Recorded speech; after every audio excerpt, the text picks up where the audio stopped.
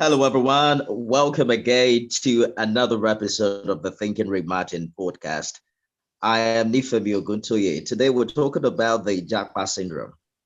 And if you're hearing Japa for the first time, it's simply, you know, leaving your country for greener pasture in another country. And it's widely used to describe the urgent desire by many young Nigerians to leave for better places like the US, Canada. And there's a long list of countries where Nigerians are going to now.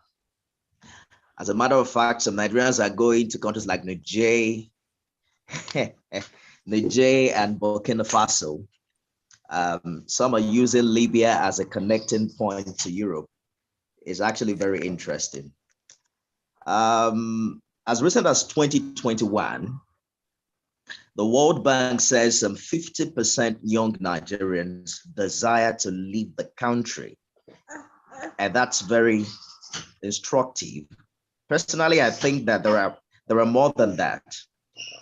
There are perhaps more than 50% of Nigerian youth who are willing to leave Nigeria for better places. I've lost the count of people I know personally. Guys, just give me a minute. My daughters are really, just 1 minute, please.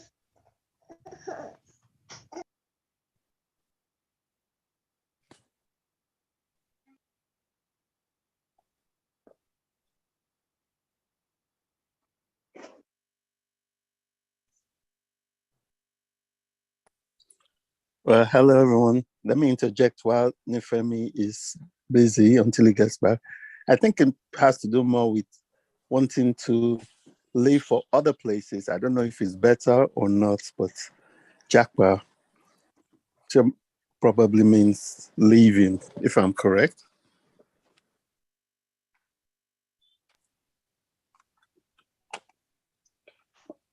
No, it's interesting that you should be discussing this because I, for one, did not know that term until probably a year ago. And I have struggled with saying it correctly. But I'm coming to understand what it means. It's basically about migrating, leaving the country, migrating to what people will consider in many cases, or they hope is better, greener pastures. But the question here is about, for me, is always about the irregularity of it and the conditions under which people do leave Nigeria. And I've always wondered, do they really understand the dynamics that they're going into based on how they leave the country? Because there is no guarantee that if you go into another country, that you're going to have a better life. When you think about the global situation right now, where there is a struggle economically, socially, judicially, globally, that there are issues, particularly after this pandemic, which we're now learning to live with, so it is endemic. Is it the time to leave? And what are the guarantees? And many countries are laying off workers and struggling with inflation. So are you going there with the tools that you require to live a better life, so to speak? And in what manner are you leaving the country? Are you being trafficked or are you living irregularly? So I'm absolutely thrilled with the panelists we have today. And I see that Nifemi is back, so I'm going to hand over. Okay, and thank you everyone for joining us. Sorry, can I just quickly add something to what Dr. Amma said? Because I have a personal example. There's this young gentleman that's applied to go to Ireland, to UK, to Australia, and he's processing 4 different visas at the same time.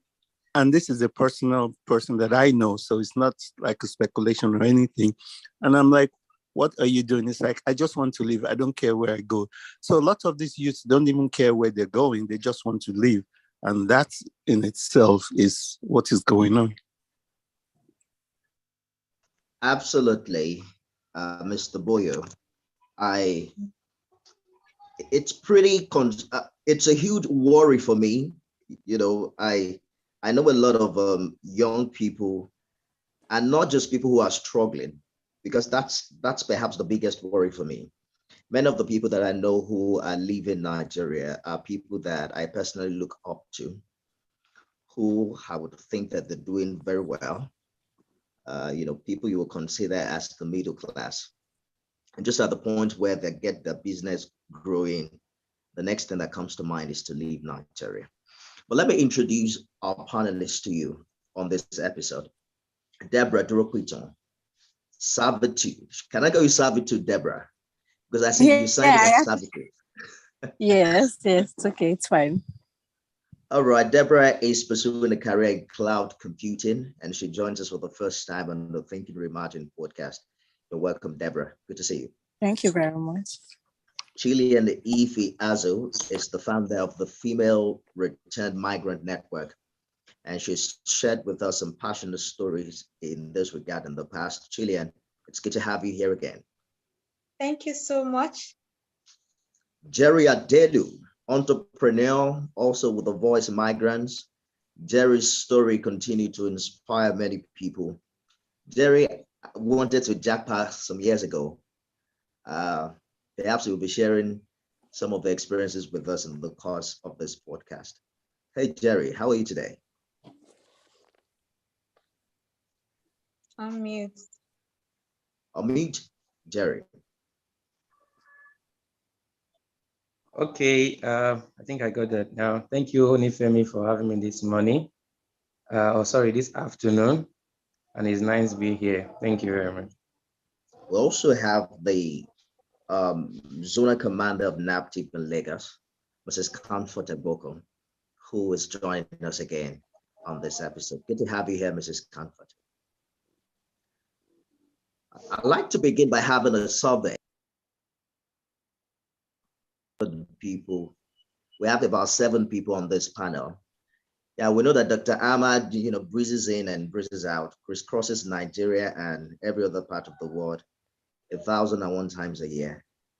Same thing goes to Peter Ahmad Boyle. They are not likely going to Japa, but they also seem to, we may not call them the Japa generation, or perhaps they have jackpot in the real sense. They made some money and then they are back in the country, because that's really what happens with many people. You go out of the country, you get good education, and then you come back. I know that they will come for me for saying this, but let us leave the 2 of them out of this for now. I like to find out from the other young people whether you are planning or you are dreaming to leave this country one day. I like to begin with you, Deborah. Okay, personally, I actually hope to say in 2 years, because I still have to go to law school later this year. And primarily, the basic reason why I have it actually in my plan is because I'm taking a course in cloud computing, like you stated earlier, and I do check a lot. I want to be a solution architect, and I do check out lots of opportunities. And most of the time, I'm actually told, oh, it's restricted to this region. You're not eligible because of your place of residence. And I'm thinking, I'm a UCOM member, right? And I earn 33,000 naira every month. And I took I took some professional exams, and it actually seems to me like these certifications are not going to be valuable in this place. And the only chances I have to make use of this certification is if I actually leave the borders of this country. Okay, now there's an opportunity for me to, because sometimes, I think a month or 2 ago, I saw this publication oh, Amazon is coming to Nigeria. And that actually seems like, a good thing for me. But I'm also thinking, what if government policies arise and Amazon is thinking, oh, they can actually come to Nigeria again? So where does that put me? In what place does that put me? So basically, I actually have it in my plan. Right. Yeah, sure. Definitely. So this plan of yours has to do with education and also working outside Nigeria, right? Did I get that accurate? Yes. And do you plan returning if you find your way out? Definitely. Where I stand, no place like home. People always talk about, the cultural shock. Yeah, but I mean, I would definitely want to like come back home. I definitely want to come back home. Chylian, what's up with you? You were once in Italy. Are you planning to go back? Okay, hello everyone. I do not have any plans yet to migrate again. And if ever I'm going to migrate, it's going to be the right way. But then I have something I'm doing here that really needs attention. I have a vision to support young girls to avoid human trafficking. So that vision is what I'm fully invested in. And I don't think for now that I have any plans to travel. All right, Chylian doesn't have plans yet, at least not for now. What about you, Jerry? Okay, thank you, Nifemi, once again for this opportunity. Yeah, I still have plans to travel because as a businessman and based on what I am doing, I still believe that I still need to see more to what life is because a king sometimes is actually not honored in his own kindred. Yeah, so when you go out, you meet with people, you get good ideas, you educate yourself, you learn, and you come back to develop your country. I think it's a good reason for somebody like Jerry to say, have it in mind to travel either now or in the nearest future. Mr. Agboko is the NAPTIP zonal commander in Lagos. I don't want to preempt you. Your answer is no, right? You don't have plans to leave this country. But you can surprise me, you know.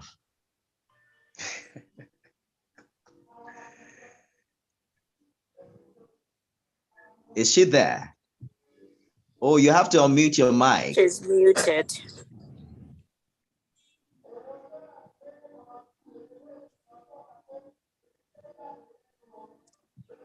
Hello, Nifemi. Are you hearing me? Yes, I can hear you now. Good afternoon once more, Nifemi. What I'm trying to say is I don't have any plan to Japa because I still believe what you are going through in Nigeria. Nigeria is one of the best countries one can stay and make it. It doesn't look like age is on your side anyways. Nifemi, that is an ageist discriminatory comment. Dr. Amma, you're not supposed to be on this podcast officially. I am always on the podcast. That is a discriminatory comment. As a matter of fact, does Japa have an age limit? What did you say? To Japa have an age limit? No, it doesn't, because I know a 50-something-year-old man who I met yesterday who is talking about Japa. And yes. I thought, wow, anybody can Japa. Japa is really about migrating, right? Yes. Emigrating to a new place is what it's about, is the process of how you do it. That's of great concern. But certainly, if Comfort wants to leave Nigeria, she's free to. She'll just do it the legal way. Absolutely. Mrs. Agboko, you were making a point earlier. What I was trying to say is that in spite of all what we are going through in the country, I still believe that Nigeria is one of the best countries one can live and make it. And I want to say that from experience and from the work we are doing, age is still on my side, because you see some people over 50 years, they were still deceived, trafficked to some countries, and were even imprisoned to be working as fashion designers, and some people were exploiting them. Such a case was reported to my command in the month of March, and we are already investigating such a case. So age is still, I believe age is still on my side. But I don't have any plans to jump anywhere. But maybe for vacation and things like that. If I decide to go on vacation, I will come back, because personally I don't believe in all this Japa. I don't believe in it. I'm not caught up for it. Let me ask you another question. Personally, you don't believe in Japa, but do you believe in having your children get education outside Nigeria? I won't say I believe in my children having education outside Nigeria, because the two children that I have, they have had their first degrees in two of the best universities in Nigeria. And all I always tell them is, if they want to relocate, they should relocate. If they want to Japa, they should Japa in a regular way, not in an irregular way, so that they will not find themselves being embarrassed. All right, so let's talk about this Japa mentality, because the biggest challenge that I have observed over the years is the fact that there is usually no certain vision or certain reason for leaving Nigeria more than survival or some, outright expectation of better life outside the country. So when I have conversations like these, people will tell you, even if you don't want to leave because of yourself, leave because of your children. It is bleak here in the country. Security is not great. Azuh has been on strike for many months now. There's this sense of stability that the outside world gives to many Nigerians. How accurate is this fact? Perhaps Peter Boyo can help us out, because, Mr. Boyo and Dr. Ama visit these countries more often. How accurate is this mindset that things are better outside? Okay, first of all, I just want to clarify something. 90% of people that tell me they want to Japa, it's not about education. It's about looking for a better way. And the illusion, because that's what I call it, that when you leave Nigeria and go somewhere else, you're going to be earning foreign exchange, and it's just going to be dropping from the ceiling. And that is very, very, very untrue, because when you leave these shores, immediately you leave the international airport, you're now in foreign land. You don't have work permit, you don't have any where to stay, you don't have accommodation, you don't have who to run to, so you're now on your own. What do? You think when you get abroad or wherever country you're going, it's going to be as easy as that? First of all, you're Black, then you're African, then you're Nigerian, so that's already 3 strikes against you. Because let's be realistic, being Nigerian now in the world, you're perceived as 419 or a scammer or whatever. So it's even more difficult for you being Nigerian. That is in today's world, not in the past where Nigeria used to have a higher standard. When I first went to school in America, my dad gave me $1,000. I mean, 1,000, what was it? 1,000 naira, sorry. And that was more, how much was it? It was like $1 was 65 naira. So that's how far back it was. And now $1 is 610 naira as of today. So just imagine what that tells you. So the Japa lifestyle, or whatever you want to call it, is more of an illusion of what you think you're going to find out there.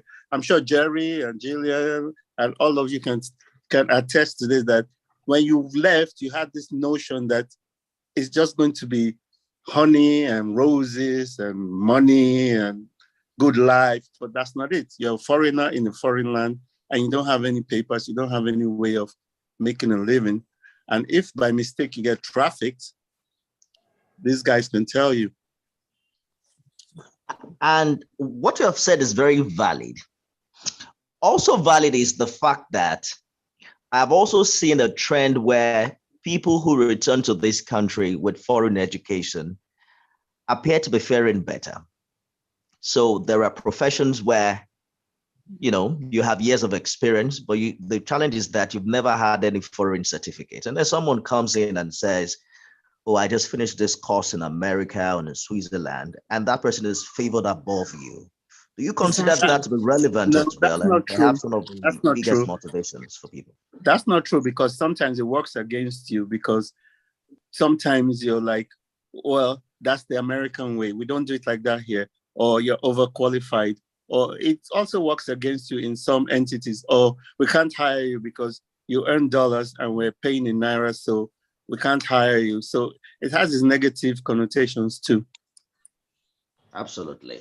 So let us take a look at some of the exciting figures here. Nigeria, we are told, is placed third in West Africa among the nations polled in the World Bank record I mentioned earlier, trailing only Liberia. Liberia has 70% of young people who want to leave the country. Sierra Leone has 60%. We're told there are 50% in Nigeria. But look at the figures here. The report went on to say that Nigerians were the largest group of migrants from sub-Saharan Africa coming into Europe in 2016 and 2017, with almost 40,000 landing in Italy in 2016 alone, over 90% of them arriving by sea. Jerry, I'd like you to talk to us about what you have experienced the issue of irregular migration, born out of some form of desperation. And I've heard your story countless of times about how you were running a small business somewhere in Benin and you were doing pretty well, but someone was offering you something, a life that is bigger and better than what you currently have. Would you say that what motivates irregular migration in this light is the aspiration for a better life, or maybe lack of education as to how to achieve this form of immigration? Okay, thank you very much for having me again. For me, right, is a different notion from me traveling. And my own was because I wanted better earnings. I wanted to make ends meet for myself, to bring out the big boy in me so that people will see me in the street and know that, okay, this guy is trying. But for other people, there are other reasons why they are, traveling, or let me use the word jackpotting out of Nigeria, because they want to look for greener pastures. And for me, like I said, it was business. It was based on what I was doing, and somebody was giving me, an insight of a better life. And me, I want to pursue that better life so that I can, get my family can get the feedback. But for other persons, it can be for different things. It can be for school. Okay, let's take, for example, this present Azuh strike that is on ground now. Nifemi, I can tell you that by this time next year, the number of Nigerian persons, students who will leave Nigeria will be alarming, will be more times 3 of what we used to see before, because there is nobody who wants a better life for himself or herself that has planned himself, okay, I want to go to school for year 1 to year 4. And at the end of the day, you end up going to school. Instead of 4 years, you're going to school for 5 years, for 6 years, because of ASU strike today, tomorrow, and next tomorrow. And you'll be given some courses that are not even relevant to your own study. And when you get outside this country, you can get exactly what you want to do. For example, if somebody is reading civil engineering like I do, and you are doing further mathematics, you are doing physics, and at the end of the day, you are not going to use all these things in your life. So when a youth now sits down and think about it, what am I even doing? Actually, it's frustrating me. Money does not have value. What should I do next? You see them having plans, and definitely there's a way the cycle is. Somebody who has a better idea, or who has that regular route idea, will always be planted in your midst, and the person will come and give you the information that, you don't worry, forget ASU strike, I can, you can make it outside when you get abroad. And that's the reason why people are going. So apart from schooling, there are other things that are still motivating people, which is different from my own reason why I was migrating. Another one is this prophecy in our various churches. Pastor told you your destiny is not in Nigeria. I see your destiny abroad and all that. And the child will be like, thank God, ASU is on strike. My reverend or my pastor or my mom has confirmed me that, my destiny is not here in Nigeria. And that will give them enough conviction to go. So for me, I was actually looking for a better life. These other persons might be looking for schooling. Another person might be looking for a better life. Some people might be looking for an economic factor. It can just be like, I want to see a friend. Let me know what my friend is, how my friend is sending container. Because for my own state, it's a normal thing. Like I used to say, it's a tradition from Edo State that each house must have a representative of people who lives abroad. And it doesn't matter how they get there. Their own is Osawese is there. he sent container, and you must go there so that you can send your own container. So it's a different reasons why people try to migrate. And I will encourage Nigeria that they should not look at all these XYZ factors and fall victims. That's why we keep preaching the good news that we are not saying you cannot japa anytime. Of course, to try to japa is your right, but if you must japa, japa in the right way. Get the necessary documents. Some people even japa in the right way. When they get to the other side, they become irregular migrants when their documents expire. Some people leave this country with just 2 weeks tourism visa and they want to relocate. And you ask yourself, how is it possible? At the end of the day, after staying 2 weeks, they become an irregular migrant. You begin to ask yourself, what did you go there to do? Now, the Nigerian that you are saying there is no money, the Nigerian that you are saying that there is no better life, you will now be calling that same Nigeria to rescue you, like Jerry. Exactly. Yeah. So it's not, my own is different. My own is just, I want a better life. But a lot of factors are there. Friends, Instagram today has motivated a lot of Nigerians to travel because of good pictures, because of good postings. Some people will just go to a boutique and snap pictures. They tell you life in Dubai. And they will, and you ask, bros, how are you doing it? And they will tell you easy, simple. And you know, an ordinary Nigerian, we are easily moved with words. If you tell somebody, you are the beauty, you are the best, and the person will begin to see himself as the best, and the person will begin to walk like the best because we are easily moved with words. So when somebody gives somebody a jackpot information, the person have no choice to think whether it's fake or not, provided he or she has seen a video or a picture on Instagram or on Facebook. The person will not have any reason to say, let me go and check if it's truth or not. And you see them Absolutely. being lured into the irregular route. Thank you. Indeed, Jerry, I agree with you. The honest truth is that it's not quite easy to leave Nigeria. If you pursue it on your own, you often need plenty of money, a lot of determination. You require strategy, patience, and the rest. So whenever there's an opportunity to live with, less troubles, you can be sure that people jump on it. Some months or years ago, Saudi Arabia held a recruitment exercise for Nigerian doctors.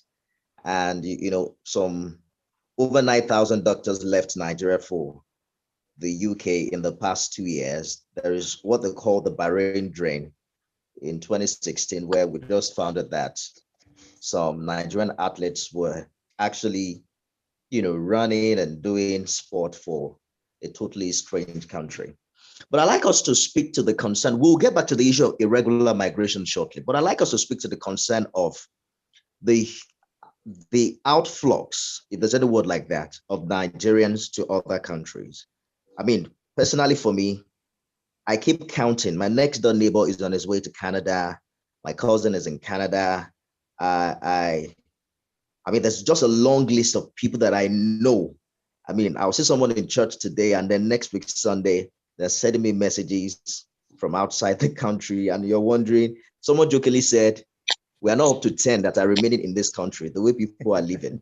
Do I have anybody on this panel who is concerned? Because I know that Dr. Amma mentioned earlier that there is nothing wrong in living in this country, same as Mrs. Comfort.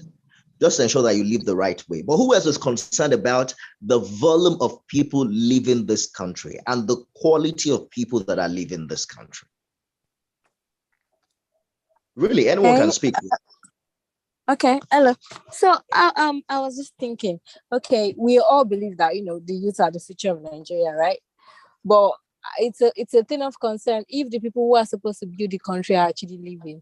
I believe there's going to be like a brain drain in a couple of years if all the doctors, are leaving, who are supposed to be treating the people,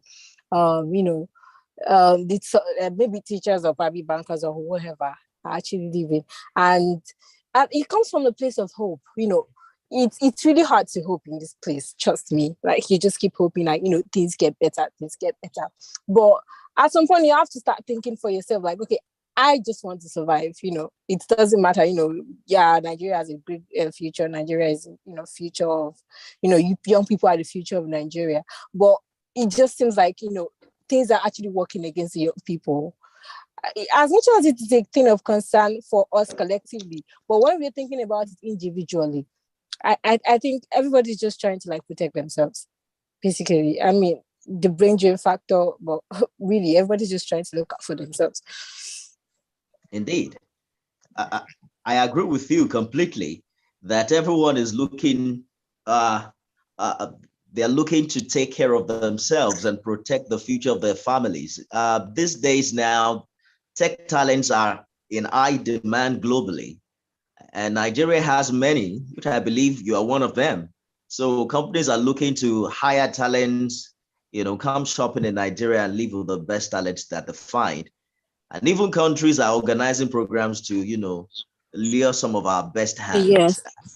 And that is a very terrifying thing, because most of the people I know that have left these countries are doing quite well. And you wonder who when they take the best of us, what is left of this country? But let me bring Mrs. Comfort into this conversation very quickly. What would you say are some of the biggest lessons that you have learned interacting with some of the victims of irregular migration and some young Nigerians who are falling victim of the urge to leave Nigeria?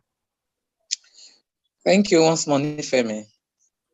I will say that in the course of doing my work in Active since 2004, that some of the lessons I've learned as a mother, as a Nigerian, as a person is most of the people that are traveling abroad, that are involved in this Japa, some of them, they are ignorant of what is happening outside there.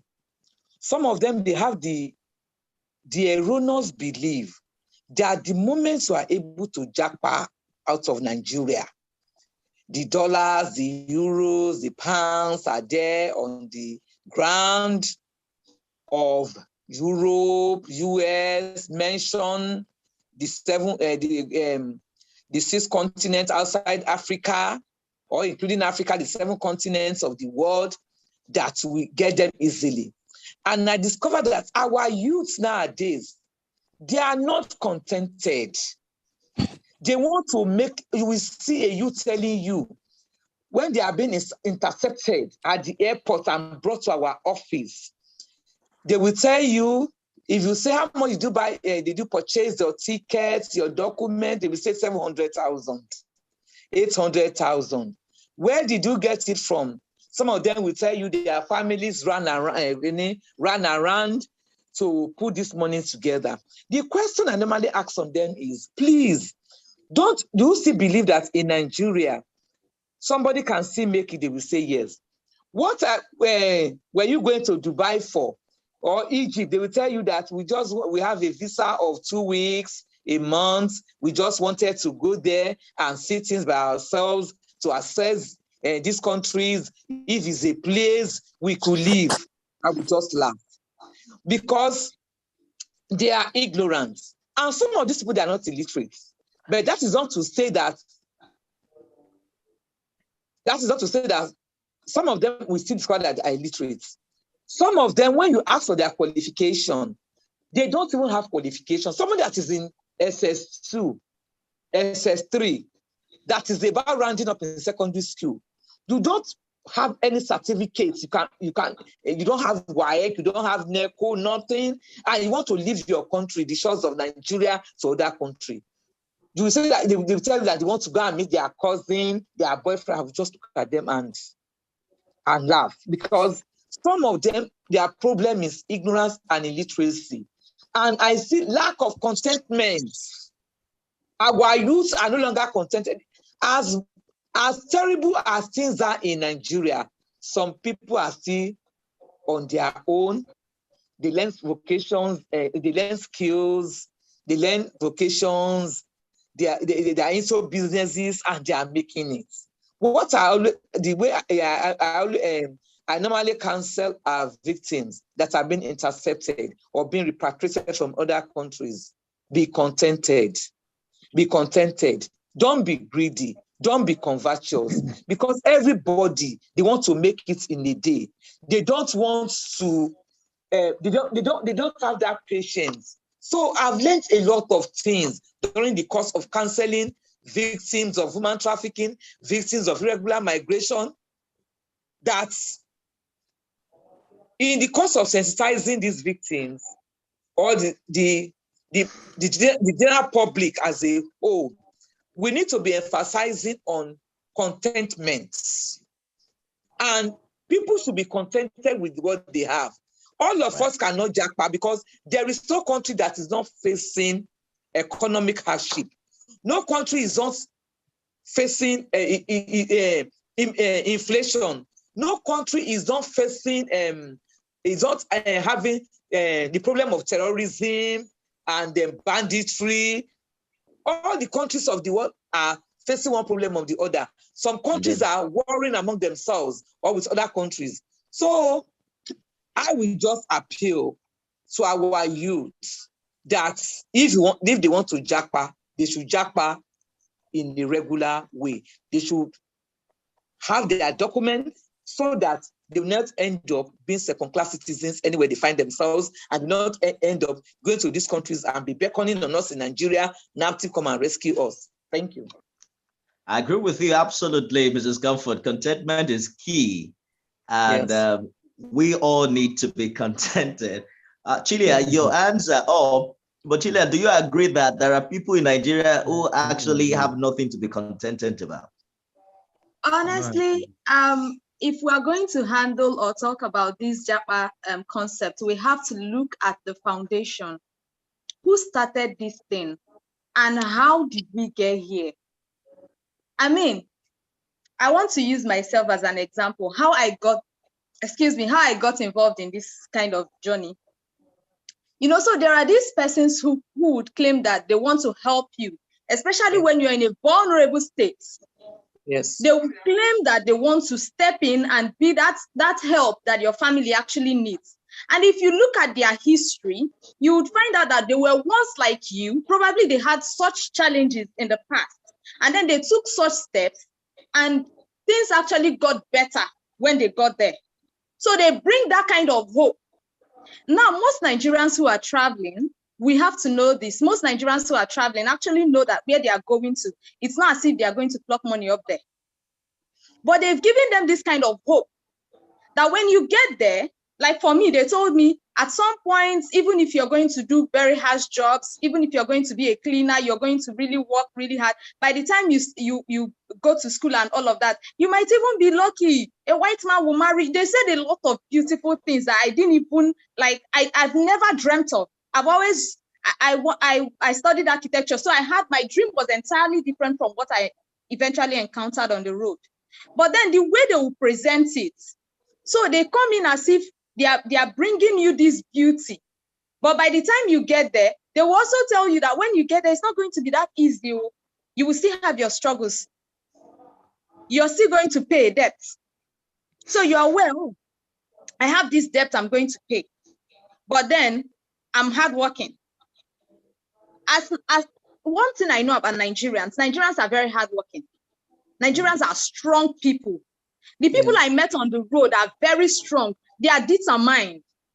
Despite the stress, despite the pain, people still held on to, okay, so I become a strong support system to the other person, and the other person is supporting me, and we are all encouraging ourselves that you're not going to do this forever. It's just a matter of a few years. And by the time you're done, your family will be smiling. So that kind of hope. And I know that I've been in Nigeria for 26 to 27 years of my life before I migrated. That kind of hope, I didn't see it. I have struggled. Even while I was in school, I was struggling. The VC of my school told us while we were trying to protest about what was going on with our results, he said education is not for the poor. So hearing that, I do know that I have to do something to help my family. Young Nigerians are not migrating because they are lazy or they are not contented. There are so many people who can't even feed 1 meal a day. Let us be honest. These guys are vulnerable. When I meet them and I tell them about migrating, they will jump on it. They will jump immediately. They won't think about it. And some families will go as far as looking for these persons who will give them that kind of support. So as a mother, I know that, oh, my family is not where we are supposed to be. So what can I do best? And then somebody says, I know somebody somewhere who can carry your daughter. Just give her. A friend of mine was telling me the other day that there's this young girl, the dad is outside the country for some time, they didn't hear from the dad. So the mom and the other children, they've been struggling. Someone came to them and the lady offered to take the first daughter. That was all the help the woman needed. She didn't even think twice. She just said, what can we do? What do we need to do? She changed her daughter's name. I was upset. I told them, why would you go that far? They prepared documents for the girl with a different name. So they are desperate. They are hungry. They are suffering. You are seeing it from the angle of the fact that you're a bit comfortable. Some students can't even pay their school fee. As of last year, I was trying to do one research because of my the way I migrated, because it was due to education challenges. I was asking some students in Delsu, when I met them, didn't even have money to pay their school fees. Some were just fetching with some of their classmates in their houses. And then some person, if you hear their stories, these are young girls who left home and probably they didn't know such things will happen, but it happened. And then if someone offers them that kind of support, they would want to leave. So there is so much. We need to start looking at the foundation. There's so much we ignore. If we must handle Japa, we need a lot to of hands are up, Chylian. Mr. Boyo, I saw your hand up earlier. Are you still there? Yes. It was something you said, taking us back. You made a statement, and I would just like to address it a little bit. You said, and I quote, most of the Nigerians that have traveled are doing very well. I hope I said it correctly the way you said it. But I beg to differ on that and say most of the Nigerians that have traveled out appear to be doing very well, because it's what they show you that we focus on. And like the young people are talking about the illusion of they think it's a better life. It's very easy to go to a car sales and drive a Lamborghini and take pictures and say my new car, or go to a house or somewhere and take pictures. It's all about pictures and visuals and the idea of they're doing very well. Nobody's going to show you that they're scrubbing toilets or they're working in a graveyard or they're working in the petrol station, but they will show you the good things. So when you say it appeared, I mean, most of them are doing very well. I'm not saying they're not, but I'm saying that's the idea that most people have, that once you leave this shores, you're going to be doing very well. These guys, I've told you, it's not that easy. I agree with you. Yes.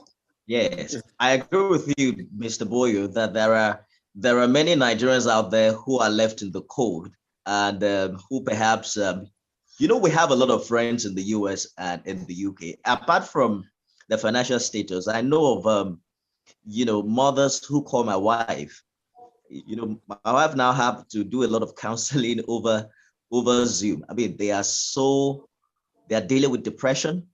Many of them, it is the issue of the culture shock. Mm-hmm. Some of them got there and then they're asking themselves, why did I leave? Why did I sell everything I have and leave for the UK?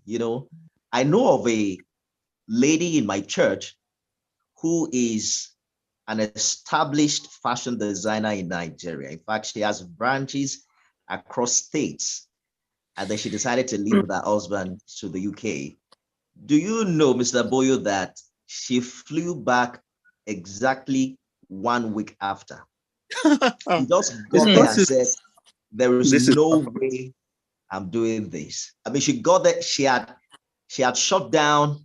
She had the plan to have a business to keep running, but then they sold their car, they let out their, rented apartment. She returned immediately.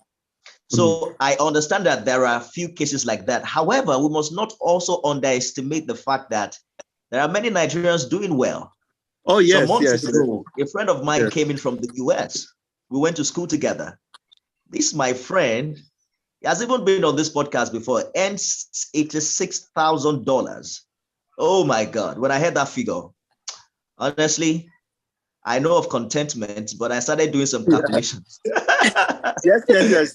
There are people doing well. Don't get me wrong. I started I'm doing just some saying. calculations in Naira.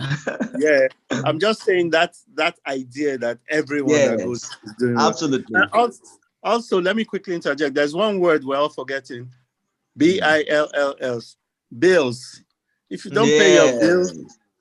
you can make $86,000 and your bills are $84,000. That is Bills how and abroad taxes. works. If you I don't pay get your you. bills, they cut everything off. Absolutely. So some interesting figures here. Jerry, I see your hand and I'll come to you shortly. Sometime last month, or was it 2 months ago, somewhere in Alberta, Canada, an all Nigerian class graduated from the Master of Law program at the University of Calvary Law School. Some 10 master students, and they were all Nigerians. Those are the kind of news I heard that I'm wondering, oh my God, who is going to tell them in Canada that Nigeria is going to take over the country very soon? Jerry, please go ahead. I saw your hands up. Okay, Nifemi. I actually want to add little to what Chylian was saying. Yeah, Mr. Bo, you have said part of it. I think you just threw a little light on it, and let me just add a little to it. You see, this Japa syndrome we are talking about. Gone are the days. I'm still very young, but permit me to quote the late 70s, 80s, and early 90s.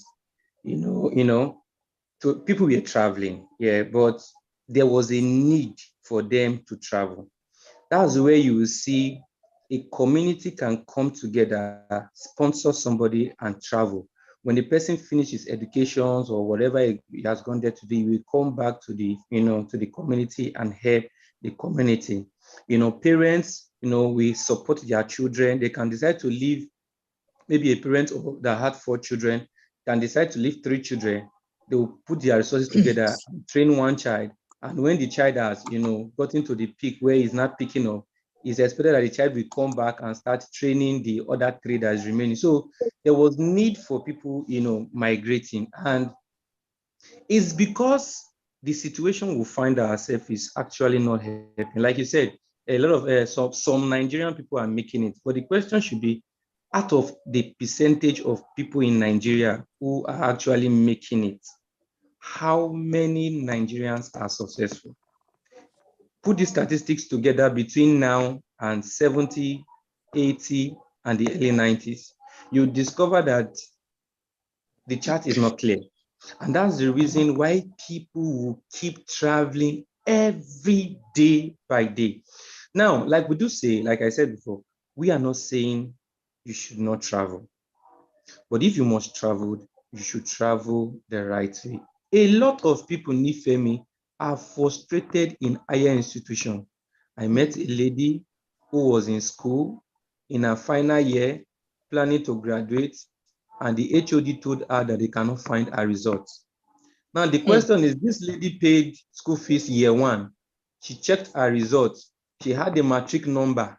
She went for classes. She wrote tests. She wrote everything, collected money for house rent and everything for handouts. First year, second year, third year, seeing youth service in few months. And they said, lady, do you know what? Your name is not in the school register. And this lady do not know where to go back to. At the end of the day, she find herself in Libya route, not even knowing how she's going to get. And one is this shame. How do I tell my dad? How do I tell people looking at me? A lot of them that we cannot, a lot of them, some lecturers, take advantages of them. And when they get back to their own room and they ask themselves, who can I tell? How do I make it? There's one of my friends that would travel together. He was in Auchi Polytechnic. The other sister was in Auchi Polytechnic before he traveled.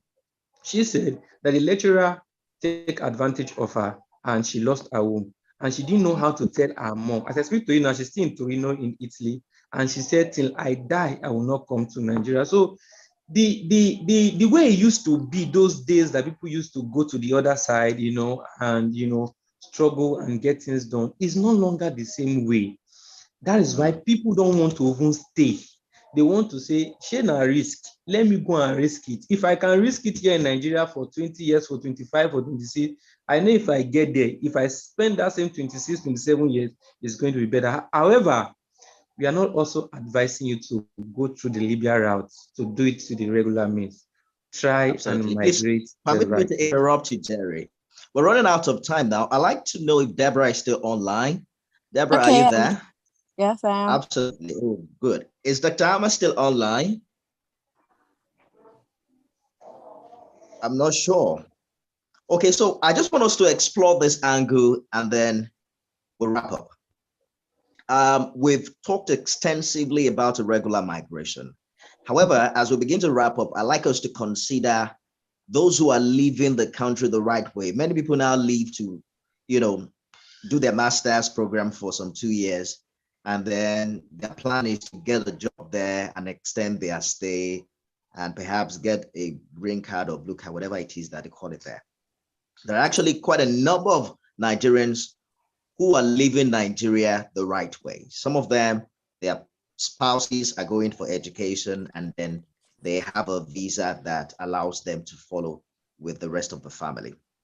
But there's this implication that I've noticed on the quality of relationships and marriage.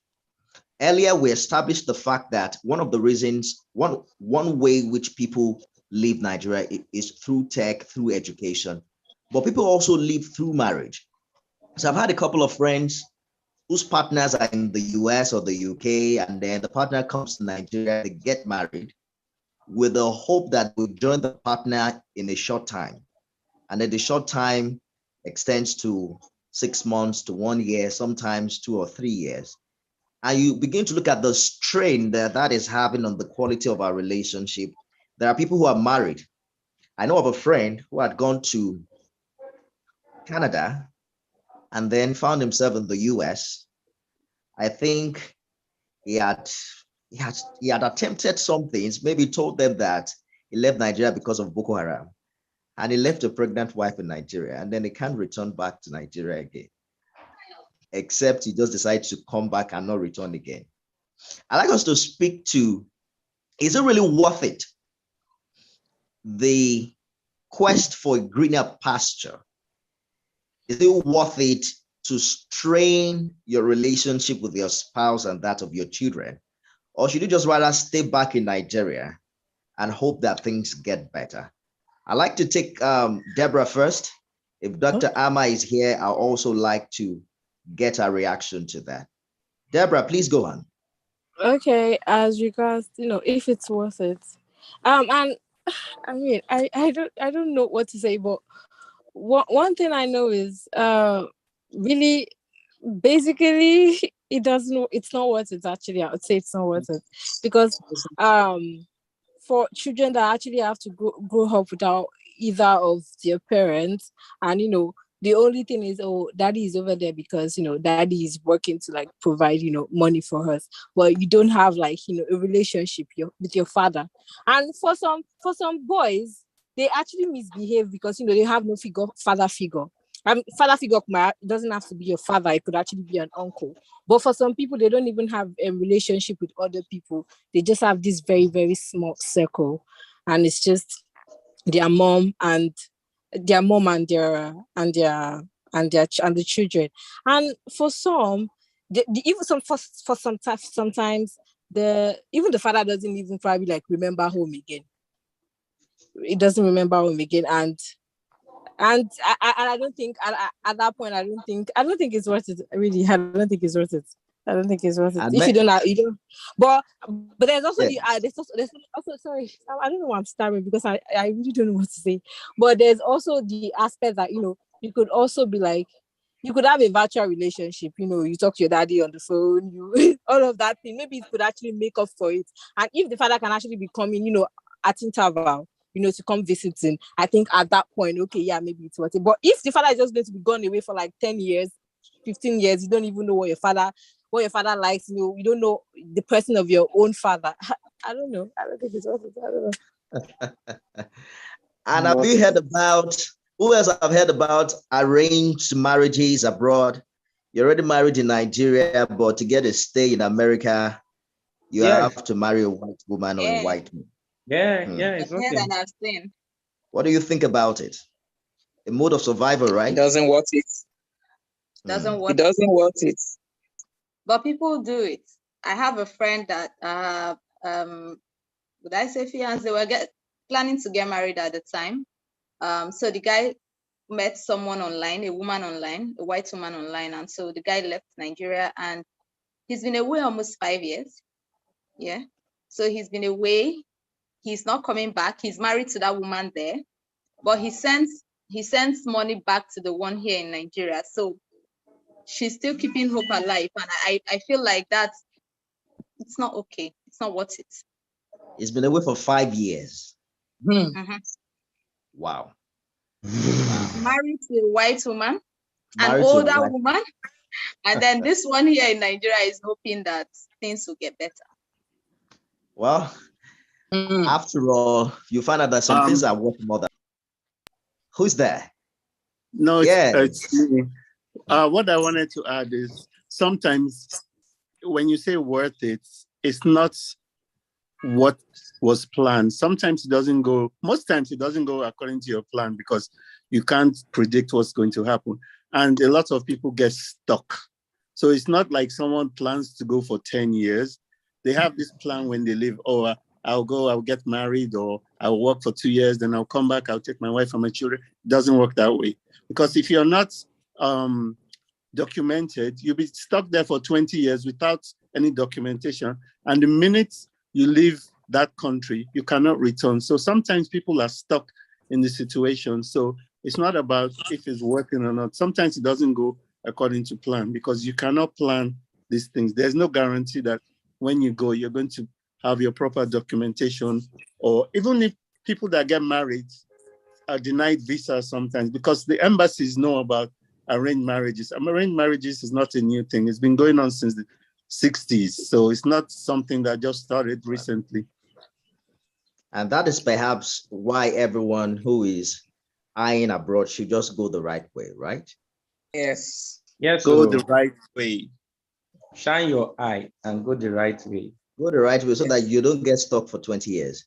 Yes. Mrs. Agboko, let me have your get final thoughts educated on this because conversation. ignorance is the biggest issue. Ignorance. People don't know the right way. So like VOMA is doing and all those agencies, NAPTIP, VOMA, IOM, educating people is the most important thing because people do not know. People think you need an agent to travel and you need to pay 3 million naira to travel. Agents cannot guarantee you a visa.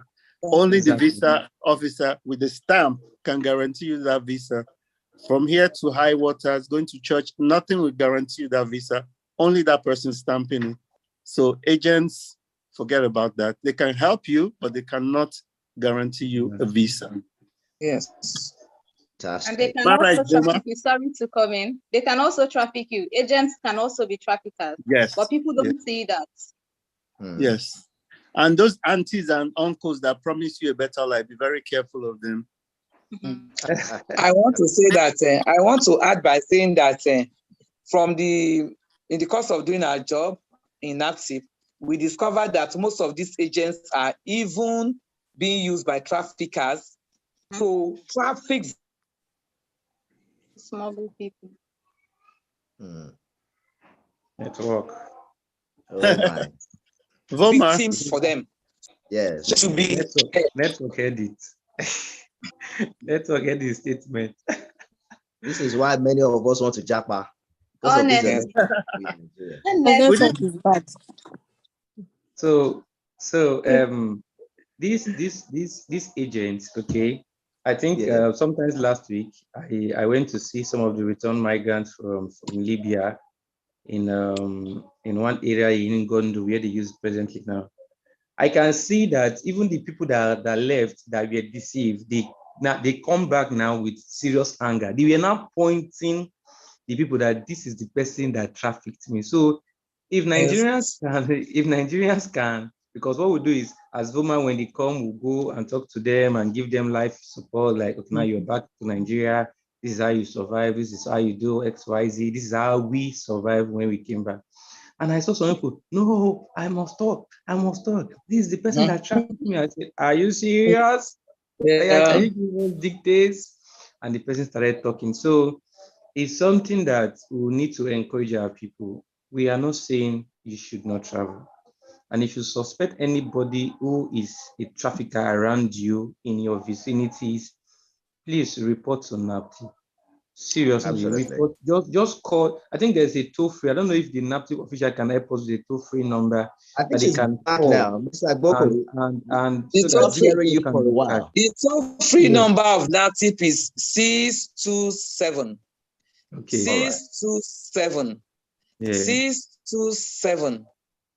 All right. So apart from the toll-free, VOMA is doing a lot for this return migrants so that they will get their mind re-engineered again into the society, because when you left, the place you left when you left is not the same place you are going to meet now that you come back. So it's a different thing entirely.